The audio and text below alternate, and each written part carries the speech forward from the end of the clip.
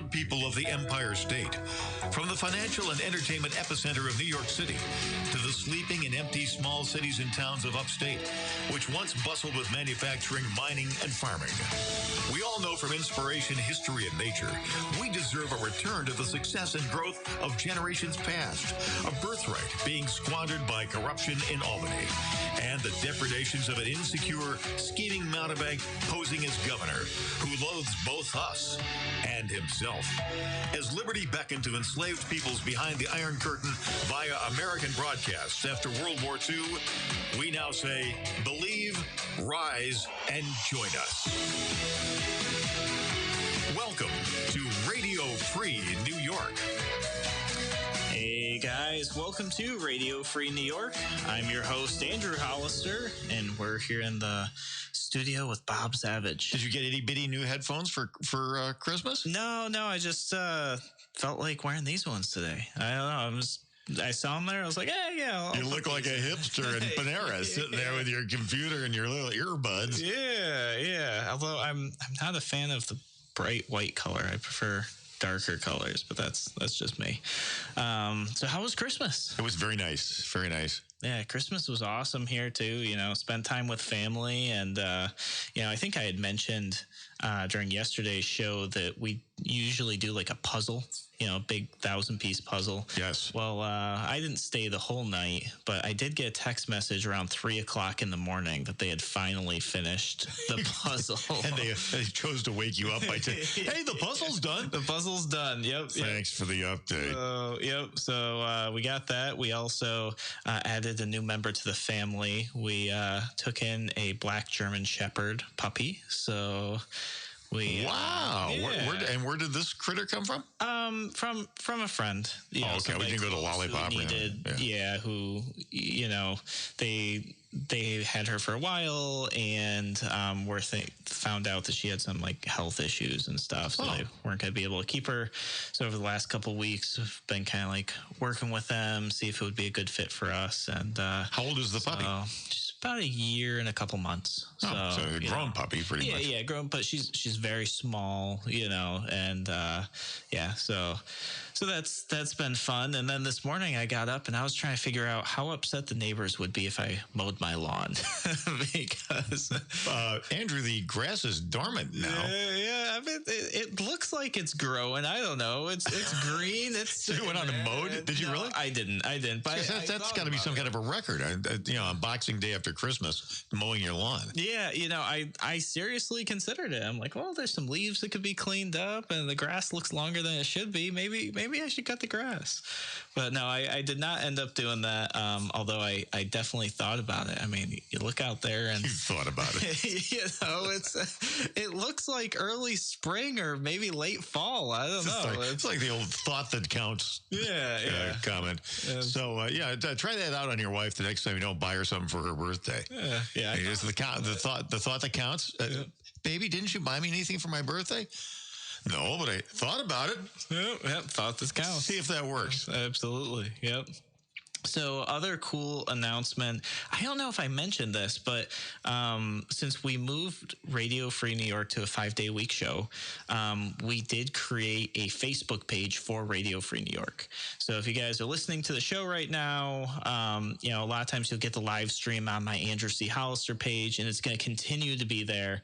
But Kevin did set up a Radio Free New York Facebook page. I'm sure not only will we have the live stream's going there right now as well. So we're streaming to both of them at the same time. But I'm sure Kevin and maybe Sean will put up some fun memes throughout the week as well. So if you want to check that out, definitely do that. And we'll talk a little bit about what today's topic is going to be. We're going to talk about Uber specifically, Uber, rideshare Uber, because there's more than one company that's doing this. But Uber themselves kind of released their top destinations for this year. And I found it really interesting because what they're noticing is rising to the top, which I think in 2017 is when rideshare was legalized in New York. And let's think about this for a minute. The fact that you needed permission from the government to pay somebody who wasn't a taxi to take you somewhere. Like just that alone, was probably concerning enough. But 2017 and 2018, we didn't really see grocery stores on these top lists, and they've surfaced now for 2019 as being the top destinations and in the top 10 destinations. And I think that actually says a lot about, especially in Rochester. Like I've got both lists here, or multiple lists here. So we'll start with Rochester. I'll just give you guys the top 10 destinations in Rochester: Wegmans, Walmart Supercenter, the Rush Rees Library, which is U of R, Hyatt Regency Rochester, Strong Hospital, Susan B. Anthony Residence Hall, that's the U of R, Simons Business School, also the U of R, Murphy's Law, Filger's East End, and the Strath Allen. So you look at those, and there were no grocery stores at all. And then if you look at Utica, Utica also has grocery stores in there, and McDonald's. Albany also has grocery stores in there, and a couple college spots. So what I think we're seeing is issues created by government, things like zoning that don't allow for shopping or grocery stores to be close in neighborhood communities, government locking down things like food trucks and the ability for mobile grocery stores. And I think what we're seeing is the free market is kind of stepping in here. And as it always will do if it has the opportunity, if it's not trammeled by government. Mm-hmm, yep. And that's what I think we're seeing. So I think we're seeing people coming up and realizing they need food, right? And they want healthy food. I think most people in general really do want healthy food. I think most people in general want food that tastes good. Yeah, food that tastes good, which many times can be unhealthy food. But, this idea that if you don't have a vehicle or you don't have good public transit, you could now get food from a place like Wegmans. I know a lot of people don't like the idea of getting food at Walmart, but I've actually gone to Walmart for produce before. It's basically by accident, because by and large, I usually do not shop at Walmart. I'm one of those people that I believe in voting with your money. There's a lot of practices Walmart does that I'm just don't appreciate, so very rarely do they get my money unless I have no choice. And sometimes you ride through those small towns and there is only a Walmart there, nothing else. A Walmart or a gas station. There's nothing wrong with Walmart grocery stores. I mean, I as a general rule, don't go into Walmart because I just find it like such a production to go in there and hike around. Yeah. It's just such a giant thing, and I always seem to need something that's in one of the distant corners of the store. So you hike and you hike and you hike and you hike. I guess you can make an argument that's good for good exercise, and I'm fine with that. But it's just a time issue usually with me. Yeah. But the grocery store at Walmart is fine. Well, their produce specifically, I was really surprised at how great their produce was. In some ways, and I don't know if Walmart gets local produce like Wegmans does. No, I think that's one issue I have with it. I think a lot of their produce is not local, and it's not even from the U.S. A lot of it that I see is Chilean or Mexican or from wherever. But I mean, look, truth be told, if you go into Wegmans or Tops, you're also going to get stuff from other countries. Yeah. I mean, the bananas are almost always from Honduras or Nicaragua. Yeah. Yeah. So I was very surprised the few times I did go to Walmart that the produce it felt like much better quality than Wegmans and for a lot less money. So, I was pretty surprised by that. But I find this idea of rideshare now having more destinations becoming grocery stores, kind of the market's way of saying, hey, people want food. Government has made it hard to bring food to communities, and now rideshare is making that possible. So we're going to talk about that a little bit more. Watch the government regulate ride sharing to grocery stores now. That too. Oh yeah, absolutely. All right, guys, we're going to take a brief break here. We'll be back in a moment on Radio Free New York.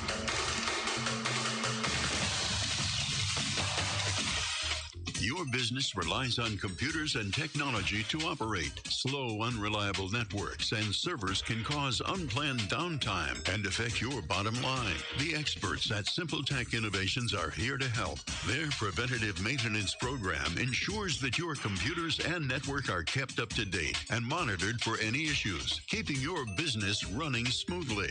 They also help clients achieve HIPAA, PCI, and New York State cybersecurity compliance to keep your network safe and secure. Whatever your business IT needs are, SimpleTech Innovations should be your first call. They've won the Best in Rochester 8 years in a row and have an A-plus Better Business Bureau rating. Call them today for a free consultation at 585-200-3182. That's 585-200-3182.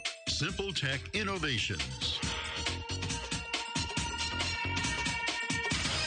Hi, Bob Savage here for the WYSL station. So times are tight, and you've got to watch every penny. How to get maximum advertising impact without shelling out maximum bucks? Well, there's print media. Of course, there's a reason why it's called the incredible shrinking daily paper. Then there are those penny savers and shoppers, 98% of which hit the recycling bin without ever being opened. And are you really looking for customers who are shopping for used tires and playpens? You could try cable TV, 500 channels, 12 viewers per channel. Or how about hiring some guy in a day-glow orange wig to dance holding up your sign down at the corner? If you want real advertising impact with a quality message for savvy consumers who actually have money to spend, WYSL has a giant 20,000-watt signal and 2 FM channels at 92.1 and 95.5, covering 1.4 million people all over Rochester and the region, literally all the way to Pennsylvania. Get results, save time and money. Call us, get on board, and start growing for 2020. 346-3000 or WYSL1040.com. Why do businesses choose to move their website from Wix and Squarespace to SimpleTech Innovations? Maybe it's their excellent customer service or attention to detail. Maybe it's their ability to give a truly customized solution. Or perhaps they just like the fact that SimpleTech is a local small business that builds great relationships with its clients. Whatever the reason may be, you can rest assured knowing that the local team at SimpleTech has your best in mind when building or updating your website. They're hands-on and love helping customers achieve their goals. But don't take my word for it. They've won the Best in Rochester 8 years in a row and have an A-plus Better Business Bureau rating. If your website doesn't match your dreams or isn't achieving your goals, give the professionals at SimpleTech Innovations a call today for a consultation at 585-200-3182. That's 585-200-3182. SimpleTech Innovations. You're listening to Radio Free New York. All right, we are back here on Radio Free New York. We're talking about rideshare and the rise of rideshare rides going to grocery stores. You know, people going out there and using rideshare to get food, which is interesting because I couldn't ever imagine somebody taking a taxi to a Wegmans or an Aldi's or a Walmart. Is certainly not something that I've seen that I can ever recall. So the fact that, you know, Uber and Lyft and those sort of, you know, companies have made it much more affordable. Now apparently it's happening. You know, people are finding a way to get to the grocery store by means of rideshare, which to me is pretty cool. Which is kind of a head scratcher because if you think about it, I mean, if ride share service is available to a grocery store, why wouldn't there be public transit?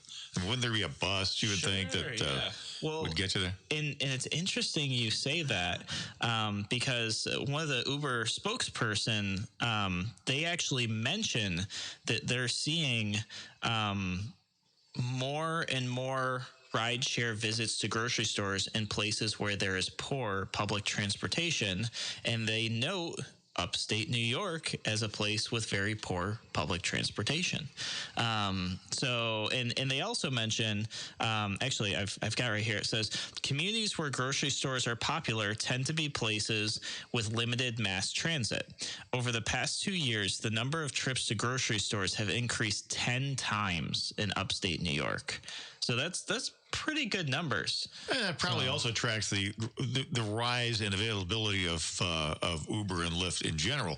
Because if you recall, I don't think it was 5 years ago that ride sharing was not permitted upstate. Remember, there's a big brouhaha about how the state was. The state, of course, has to figure out how to insert itself in the revenue stream. Yeah. No, I think it was 2017.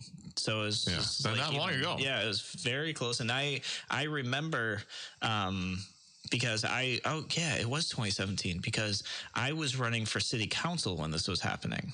And the taxi union, which is got a lot of clout to it, and a lot of people, they were protesting allowing Uber and Lyft to happen. I remember they came to the, city hall, and I was talking with some of these union guys and some of the taxi cab drivers.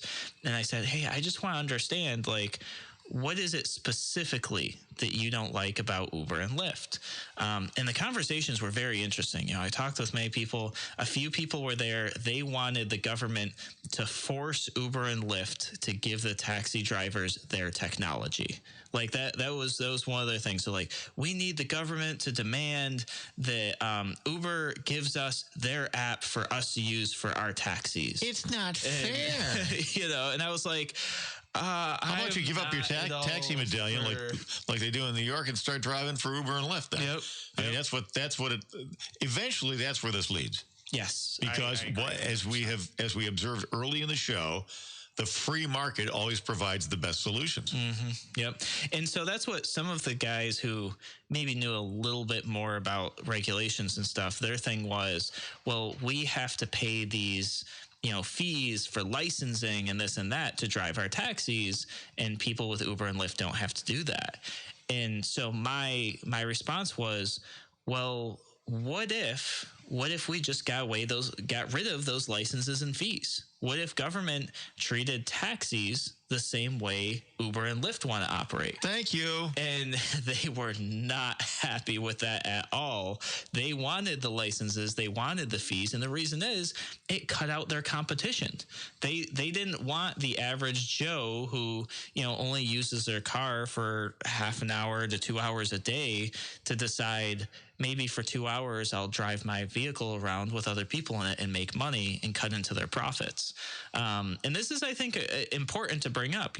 Big corporations, they love licensing, they love fees, they love regulations because the little guy can't compete with that. It freezes out competition. Yep. That's right. Yep. It cuts them out. And man, the regulations, they love that because if they can get their competitors to slip up a little bit and step outside of, regulatory confinements, bad press, scary stuff and fines. It's also just an economic issue too, as well, because regulation's expensive. Yeah, you have to have accountants and lawyers check it all out and make sure that you're in compliance, and that again freezes out the smaller operators who can't afford the costs of compliance. Yeah. So I know a lot of people, when you hear regulation, you think like, ooh, good, safety. But if you like small businesses, you should really be thinking regulations aren't so great. What would be a lot better would be standards. Standards that businesses could adopt based on their size, based on their organization, based on their industry. Those sort of things would be, in my opinion, just way better. They allow small businesses to grow. It eliminates that barrier to entry. And we're seeing this with the vaping industry now, right? Like New York State is trying to figure out where they're going to get more money to close their $6 billion budget deficit. And they're like, we'll create a new license for vape shops. $300 this year. Next year, it'll probably jump to $450. 5 years from now, it'll be crazy, Yeah, and all these state-run things like this never generate the revenue that they always project. Whether it's selling, legalizing and selling pot through state stores, or whether it's, taxing the dickens out of tobacco products. Yep. All you wind up doing is creating a black market. Yeah. We're going to increase the tolls on the thruway a third in 2021, they say. Yeah, no, I saw that. So what that's going to do is it's going to force all this tractor-trailer traffic off onto state highways. So brace yourself for that on routes 5 and 20. Yeah, yep.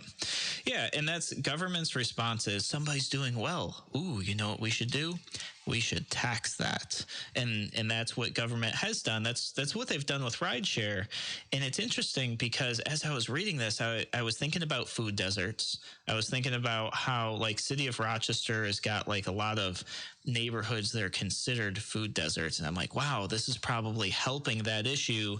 People who couldn't normally afford to get to a grocery store, now they can. This is really cool. I started doing research and found that Lyft actually came up with this idea that they would bring mobile grocery stores through their product, through their app, to food deserts, to impoverished areas that don't have grocery stores. And guess who got in the way of that? I'm thinking government. Oh, government. Absolutely.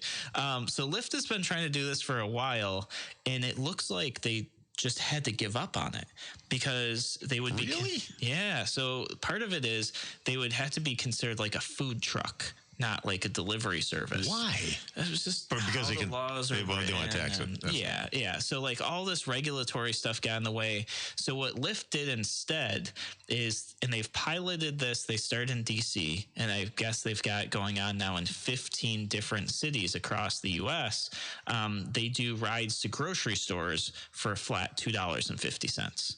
Which and I think it's from specific neighborhoods. So like they identify like, okay, this neighborhood, there's no grocery store within X amount of distance. There's also no good like public transit, and they kind of figure out like, okay, this is an area that needs help with it, and they flat rate it and go for $2.50. You got to ride to the grocery store. This is one way though. So it's a round trip of $5. I believe so. Yeah. But you think of that versus what a regular Uber ride costs, probably $10, $12, depending on where you are. Yeah, exactly. I mean, it depends on the distance, and $10 or $12, I would think in Rochester would be a pretty hefty Uber ride.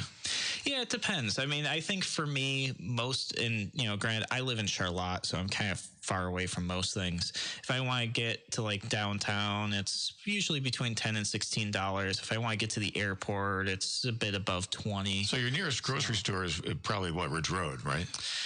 My guess is maybe the Latta Road Wegmans or Mount Reed Wegmans. I think there's an Aldi's across from there too. So those two are probably. Well, actually, no. I've got Walmart around the corner from me. I just don't shop there. So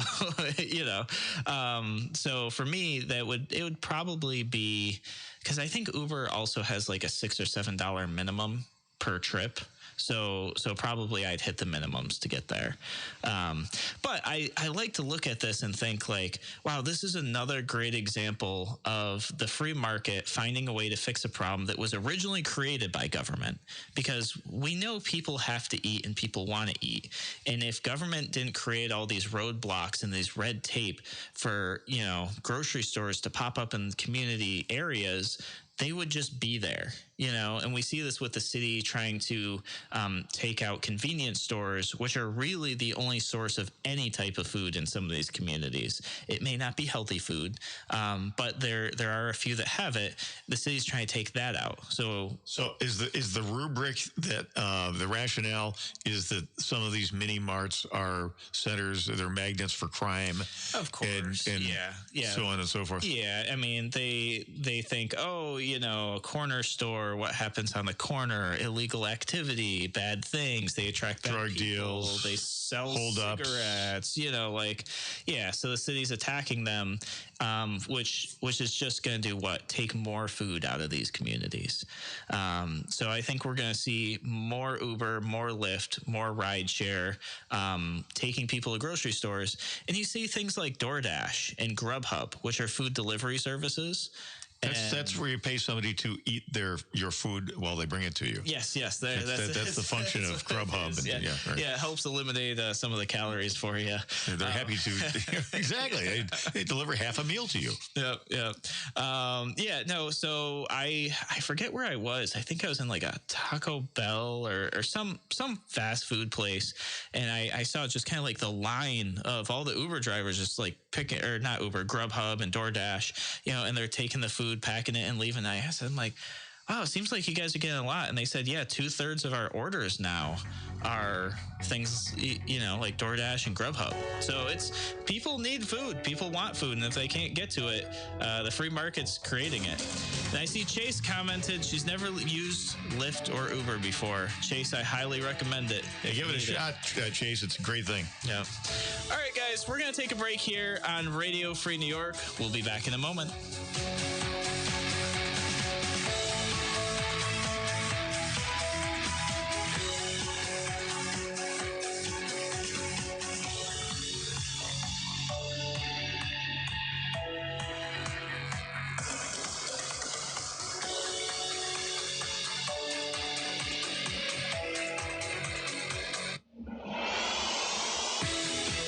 Bob Savage here for the WISL stations. For 33 years now, we've been proud to be your locally owned patriotic talk station, respecting your traditional values and providing your family entertaining, non-repetitive content. In the past year, we've added the new FM 95.5 to serve the northwest part of the metro. And this fall, we increased power and coverage of FM 92.1 2.5 times. We invest in WISL to better serve you, our family of listeners and associates. Now I'd like to ask for your help. Please contact any of our advertisers and tell them you appreciate their support of the WISL stations. Better still, if you have need of their products or services, buy from them and tell them WISL ads influenced your choice. You can call, email, or stop by. Ask for the owner or manager. Just a few listeners doing this assures we can keep bringing you the great programs you enjoy.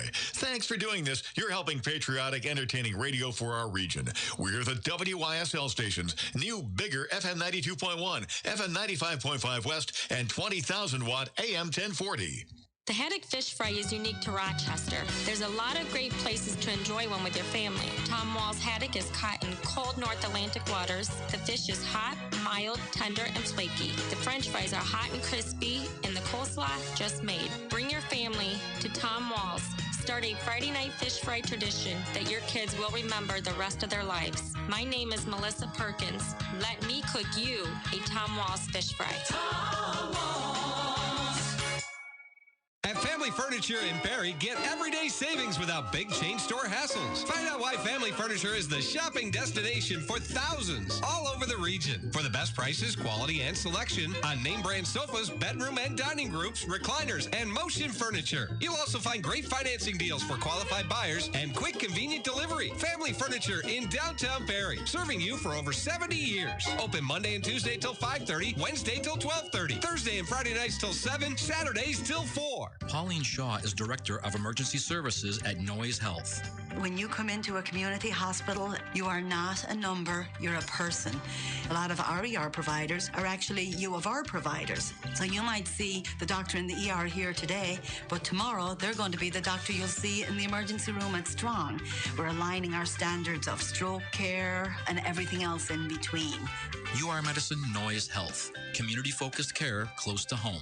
noise-health.org. MGM Insurance, 1745 Penfield Road in Penfield says if you had insurance industry experience, maybe an agent who lacks markets, a support person needing better growth opportunities, bring your experience to MGM. Call MGM at 585-381-7008. MGM is an equal opportunity employer and offers great compensation and benefits. We treat our team members like family. Grow your income. Grow with us. Call MGM today. It doesn't cost anything and it could open the door to opportunity for you. 585-381-7008. This is Dom Genova, owner of Genesee Valley Motors in Avon, your no-nonsense car dealer. Well, we're your no-nonsense truck dealer, too, selling Rams and Fords up to the mightiest that they make. And we have a shop with Master Techs open from 7 a.m. to 8 p.m., 6 days a week, even Saturday, so you can get your truck serviced when it's not billing hours for you. You may not be used to that. Visit RochesterWorkTrucks.com. That's RochesterWorkTrucks.com. Fratelli's Restaurant in Avon is hiring full and part-time positions for hosts, bus people, line cooks, and dishwashers. Apply in person. Fratelli's Restaurant, Route 15 in Avon, an equal opportunity employer. On November 8th, New York Governor Cuomo signed a bill into law forcing Christian pro-life organizations to hire people who fundamentally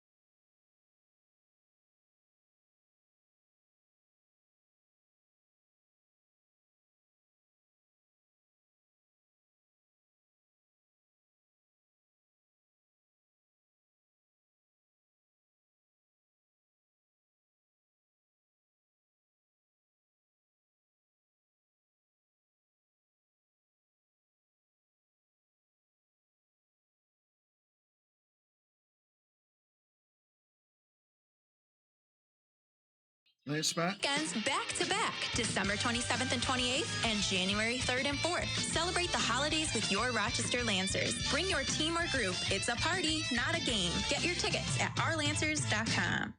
You're listening to Radio Free New York. All right. Welcome back to Radio Free New York. We were just talking over the break about how rideshare is not just getting people their groceries, but it's really bringing DWIs down a lot.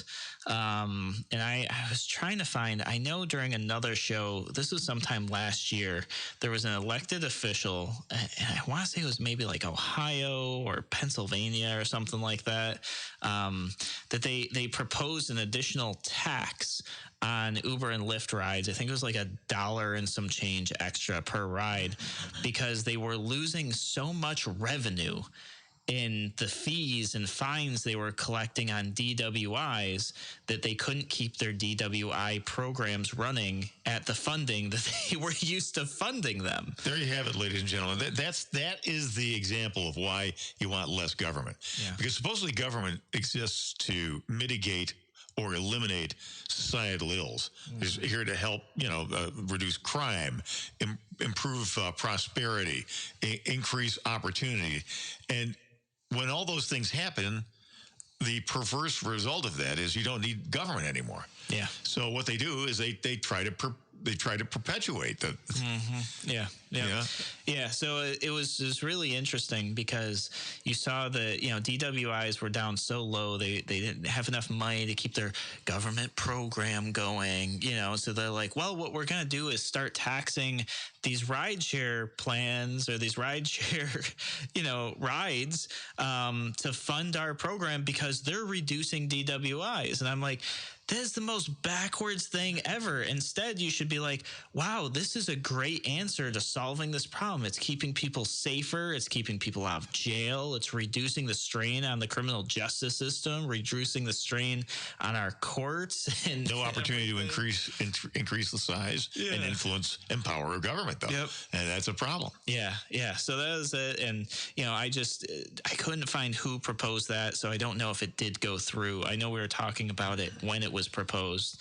But there you go. It's just the way government looks at things is so backwards. They're always looking, how do we make government bigger? And that's not what the question should be. It should be, have we made government obsolete yet? And in that situation, I think the answer is yes. Rideshare is making it so that DWIs become less common, which is great because overall, once again, you're safer.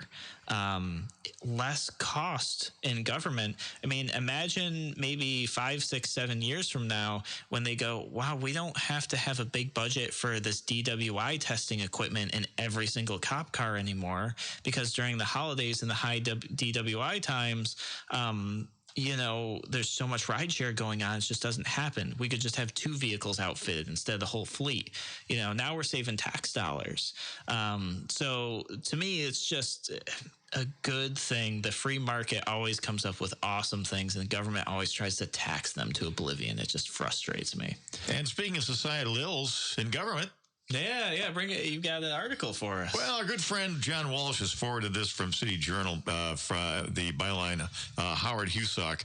The advent of government-organized gambling in the form of state lotteries, one of our age's most unnoticed social transformations. Before 1964, America had no such lotteries. Today, only 5 states don't run their own. Most others permit interstate games such as Powerball, which jack up prizes to extravagant levels. Lottery participation has skyrocketed. Overall revenues total some $80 billion, and guess who's number one? If you said New York State, go to the head of the class. $10 billion in ticket sales every year. The spread of lotteries has played a leading role in the normalization of gambling, once considered a vice akin to drug use or prostitution. And lottery sales are boosted by publicly funded advertising campaigns that prey on the weakness of gambling addicts while encouraging non-gamblers to get involved too. Most states use lotteries to help fill their coffers.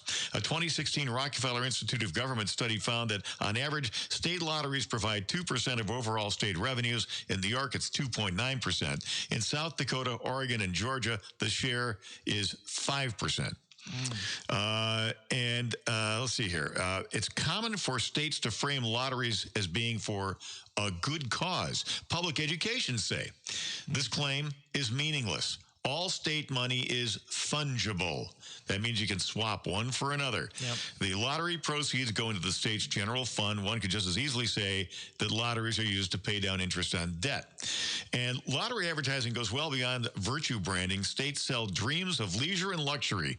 Illinois took out billboard ads in low-income neighborhoods advertising your ticket out a lottery. The most common form of lottery advertisement encourages magical thinking by highlighting potentially life-changing effects of winning the lottery. This, according to Andrew Klott, a Chicago attorney who served as managing editor of the Loyola University Chicago Consumer Law Journal. Typical advertisements focus on hardworking blue-collar individuals who took a chance on buying a ticket and won big. These messages downplay or avoid discussion of the long odds. Somebody's got to win, a Massachusetts ad declares. New York's campaigns are singled out in this article.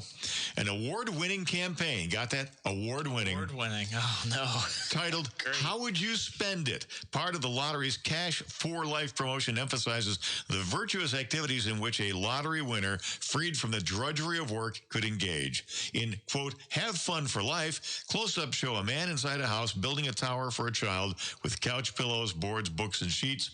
A soundtrack murmurs, I'll take very good care of you. Superimposed is the sentence, I'd spend more time with my kids. Michael L., Long Island. It's the answer to the campaign's recurring question, if you won $1,000 a day for life, how would you spend it? Yeah. I mean, this stuff is vile. And City Journal is advocating for an end to lottery advertising. Yeah. And I totally agree. Yeah, here's the thing. I mean, this is a perfect example of government doing something that would never let you do. Yeah, and meanwhile, they're going around whacking, our mother of pain and sorrow, who's running a bingo game to raise money for the food pantry. Mm-hmm. Yeah. I'm one of those people that I believe so much in individual liberty that I'm like, if you want to go out and gamble, and that's your thing, and you know what the risks are, go ahead and do it. But I also believe government should not be gambling. That is not a role of government. Government shouldn't be running any type of gambling. So in my opinion, government, even if for a good cause, say every penny was going to public education, government shouldn't be running the lottery. That's just my opinion. And how about they run the schools with the tax money that we give them? Yeah, let's start with that. Well, and here's the best part about it, right? Say you do win the lottery, which is just money that everybody else put in on that hopes and dreams. And oh, by the way, it's being used on the state budget. Well, guess what? When they pay you your winnings, they're taking more taxes out of it, So it's like it's a tax on every corner. It really is a tax on the stupid. I mean, I don't mean that unkindly, but that's true. If you think about if you really calculate the odds, you're wasting your money. Mm-hmm. And the people who waste their money on state lotteries are those who can least afford to waste money on nonsense like that. Yeah, I've never played, and I wouldn't know how. Like every once in a while, somebody's like, "Oh, do you want to scratch off?" And I'm like, how's it work? Like, I don't know, but there's so many people. Well, it works like this. They give you this little multicolored card, and there's some kind of glop that they apply on these squares, and you take a coin and you scratch it off, and then you say, I lost, and then you throw it away. Oh, there you go. That sounds like a lot of fun. And it's only like can't believe I've been missing out for this long. $2 or $5. And even more so, we extrapolate this out. I mean, the lotteries, the state-run lotteries are bad enough. What about the state-run casinos? Mm-hmm. Yeah. Okay. Del Lago is a financial disaster area. Has anybody noticed that Del Lago doesn't have musical acts anymore? Oh, no, I guess I never paid attention to it. Yeah. Every stage act they have now is a comedian because comedians are so much cheaper because the thing is losing money left and right. It's unionized. We understand the service. Everybody I've talked to, the service is terrible there. The food is mediocre. The entertainment is blasé at the very best. And this thing it was all built with our money, and now it's being subsidized with our money. Yeah. Del Lago should be shuttered tomorrow. Well, and that's like the perfect description of government, though. Like, right? Way overfunded, way beyond everything. Everything is subpar. I mean, that's government service to a T, If government made food, it wouldn't taste like food, That's what it is. All right, guys, you're listening to Radio Free New York. We're going to take a brief moment here, and when we come back, I'm going to tell you about the surgeon who is allowing people to pay their medical bills by volunteering at nonprofits. Cool. Yeah. We'll be back in a moment on Radio Free New York.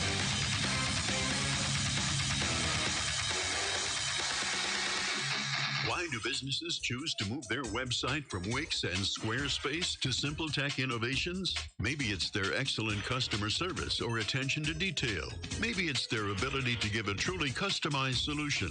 Or perhaps they just like the fact that SimpleTech is a local small business that builds great relationships with its clients. Whatever the reason may be, you can rest assured knowing that the local team at SimpleTech has your best interest in mind when building or updating your website. They're hands-on and love helping customers achieve their goals. But don't take my word for it. They've won the best in Rochester 8 years in a row and have an A+ Better Business Bureau rating. If your website doesn't match your dreams or isn't achieving your goals, give the professionals at SimpleTech Innovations a call today for a consultation at 585-200-3182. That's 585-200-3182. SimpleTech Innovations. Aircraft Environmental Systems proudly supports Radio Free New York. Rochester-based leaders in climate simulation chambers for America's R&D laboratories. We're experts in troubleshooting, calibrations, custom designs, and consulting for more than 40 years. Industry pioneers, we created the first ever fleet of temperature, humidity, and altitude test chambers available to rent coast to coast. Trained and trusted by environmental chamber manufacturers, we are ACES. Find us at acesinc.com. Human trafficking is when someone is being forced, tricked, or coerced to engage in a sex trade or forced labor. If you're a kid and forced to sell sex, drugs, or work against your will, that's trafficking. You're not a criminal, and there is help available. Call the National Human Trafficking Hotline at 888-373-7888 or text Be Free. Sponsored by the Livingston County Safe Harbors Human Trafficking Task Force. Your business relies on computers and technology to operate. Slow, unreliable networks and servers can cause unplanned downtime and affect your bottom line. The experts at SimpleTech Innovations are here to help. Their preventative ensures that your computers and network are kept up to date and monitored for any issues, keeping your business running smoothly. They also help clients achieve HIPAA, PCI, and New York State cybersecurity compliance to keep your network safe and secure. Whatever your business IT needs are, SimpleTech Innovations should be your first call. They've won the best in Rochester 8 years in a row and have an A+ Better Business Bureau rating. Call them today for a free consultation at 585-200-3182. That's 585-200-3182. SimpleTech Innovations. Radio Free New York. I'll tell you another positive effect of banning lotteries, state-run lotteries would be, it would cut down the amount of time in the convenience store massively. Yeah, there you go. I like to, get 10 cents off a gallon by paying cash. So I go into the, and that's where you're walking up to the cash register, and some freaking guy gets in line in front of you with a big stack of, wants to buy a stack of lottery scratchers. Oh, yeah. I want a cherry bomb, and then give me the bridge to nowhere, and then give me the big dunce. There you go. Yeah, I think at Wegmans, where I normally get my produce if I'm not at the public market, I think they've got almost like vending machines for them. There you go. You can do that too. Yeah. So I saw this article, and it kind of plays in today's theme, although that wasn't intentional. The idea that the free market will do much better without government regulation and interaction. And I found this article about this surgeon who basically identified that people can't afford their surgeries, or, not all people, but some people can't. Maybe they don't have insurance coverage. Maybe insurance doesn't cover the whole thing.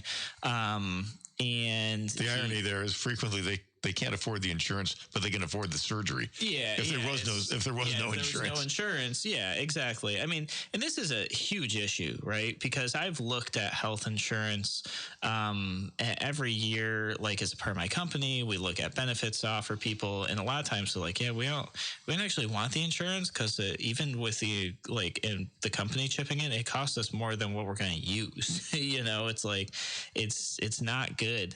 And if you look at a plan for a family plan, they start at $800-900 a month, which is easy. Yeah. Close to $10,000 a year. And then there's $6,000 deductibles. Yep. So you're into your health insurance plan $16,000 before it covers anything. And that's post-tax, by the way. So for you to have $16,000 to spend on health insurance, you got to earn about 21. Yeah. It's just awful, so I'm a huge advocate of cash pay. I think that it's way better.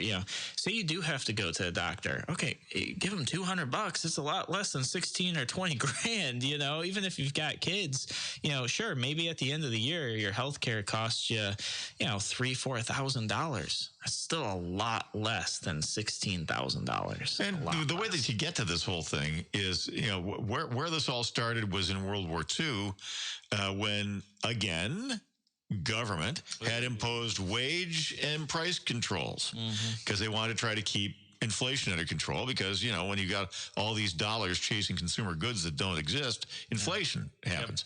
So what happens was companies said, well, I can't give you a raise this year, but what I'll do is we'll provide you with health care. Yeah, there you go. So they provide health care coverage. And then after World War II, it was made legal to not tax that as income. So people just came to start expecting health care as part of your compensation package at whatever company you worked for. Yeah, interesting. And so you have this divergence of the end user never sees the actual price of what something costs. And this is the logical or illogical conclusion of the whole thing, where you see these ads for the state Obamacare subsidized program, Fidelis Care. And what does the billboard say? Is there anything about health on there? No. It says get everybody covered. Let's get everyone covered. Yep, absolutely. Of course, the coverage may suck, and the coverage may have giant holes in it. Yep. And you may have limited choices. Yeah. But you're covered. Yeah, exactly. Yeah. So this doctor identified that issue, and he just wants people to get treated. So he sat down. His name is Dimitru Aguia III. I probably butchered that terribly. But what he does, he created this program. They call it the M25 program. It allows patients who can't afford their treatment or the entirety of their treatment to select a nonprofit from their list of participating organizations And then basically based on how much money you would owe, they calculate how many volunteer hours that's supposed to be. And then you can go and volunteer to pay off your surgery, which to me, that's awesome. There's another like free market alternative. Like this guy determined like, hey, not everybody can afford this. We want to better our community. This person being healthy benefits our community. And in exchange for them being healthy because of the surgery, they're going to help better some part of somebody else's community, so it's very cool. I was looking through, and one of the things that he mentions, which is just interesting and lines up perfectly, he says, we've eliminated a lot of the administrative hassle that's associated with healthcare. Well, who creates the administrative hassle? Of course, government. And he said he wanted to do this, instead of allowing patients to go bankrupt because of medical debt, which is becoming more and more common. Unfortunately, people's medical bills are just getting way out of control. So they partnered up. And this is cool because, the M25 program, they actually modeled after Matthew 25:40, so that the Bible verse. And he says that, it's for patients who need surgery or healthcare they can't afford. Instead of dollars, they pay for the surgery with community service hours. He says, for example, a patient needs surgery on their left ungular nerve. I'm not sure what that is, but apparently that's the thing he does surgery on. It's the nerve that your uncle has. Left ungular nerve. Ungular, something. The insurance fee is $5,000. So a patient would donate 250 hours of community service to pay for their surgery. Now, how do they collect on that, though? I mean, if did they do the service before they have the procedure? It doesn't say specifically here. I'm sure if I deep dived into it, but that's the trick with that. I mean, somebody's going to say, "Oh, I got the surgery, thanks. Oh, you know what? I'm kind of busy. I can't do the community service. Can't fit it in." My guess is that it's probably written up similar to like debt forgiveness, where it's like, this is the debt you have. Once you hit these hours, that debt is forgiven, something like that.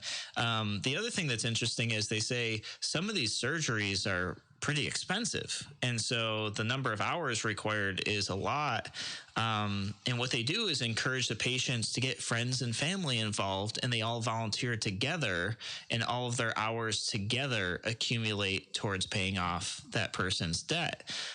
So it's not just like, oh, you have this insurmountable goal. Other people can help out too, which actually builds up the community. And, so I saw them like, wow, this is like a great plan. Guess who never would have come up with this? Government. Yeah, of course. Like, because, so what's interesting is because of this, I imagine in the future, the government is going to try and get involved with this and stop it. Of course. Because they can't tax it. And so this is like a really great story that's inspiring, and that hopefully other doctors see. Hopefully the program continues to be successful and continues to gain traction, and maybe other medical centers or physicians say, yeah, you know what, that's a great idea. I'd like to do this too. And then hopefully, not if, but when government gets involved and says, you can't do that because, it's an income that's not being taxed, a discharge of debt or whatever they come up with, that we can, as a community, stand up and be like, no, government, stop it. You can't do this. Well, I mean, you just think about who is the most likely promoter of the expansion of government and government roles. Those are typically liberals and government. And government. But liberals are typically at the leading edge of pushing government to expand because they don't trust individuals. Yeah. And liberals' greatest fear is that somewhere somebody is having a good time and is making some money on something. They can't have that. So it's and this is one of those things that you look at and you go, especially, and I hear people say this all the time. They say, we have to have government and we need big government because otherwise, rich people won't help the poor. We need government to take this money in terms of taxes to redistribute the wealth or whatever. And it's like, No, like if you look around, we have example after example after example of people who are what I would consider well off, definitely better off than I am. And they're doing amazing things with their money. And we shouldn't ignore that. We should look at that as the example that everybody should Never got a paycheck from a poor person. No, absolutely. All right, guys, thank you for joining us on Radio Free New York. Tomorrow, I won't be here, but Sean and Kevin will be, so they're going to have some fun. We'll catch you guys next time on Radio Free New York.